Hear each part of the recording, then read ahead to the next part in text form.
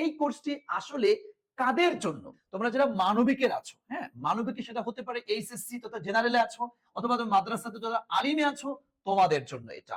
অথবা তোমরা যারা বাণিজ্য শাখায় পড়াশোনা করছো, তুমি চাচ্ছ এখন একটু তুমি ল নিয়ে পড়বা, তুমি ইংলিশ নিয়ে পড়বা, পলিটিক্যাল সায়েন্স নিয়ে পড়বা, আইআর নিয়ে পড়বা, তথা মানবিক রিলেটেড যে সমস্ত সাবজেক্ট গুলি আছে তুমি এগুলো নিয়ে পড়াশোনা করতে চাচ্ছ, ভবিষ্যতে এসপি, ডিসি, ম্যাজিস্ট্রেট এটা হতে চাচ্ছ, তোমার স্বপ্ন, তোমাদের জন্য কিন্তু তথা বিভাগ পরিবর্তন, তোমার জন্য ঢাকা বিশ্ববিদ্যালয়ে 282টি আসন কিন্তু তোমার জন্য রয়েছে। সুতরাং তুমি এই সুযোগ হাতছাড়া করা যাবে না।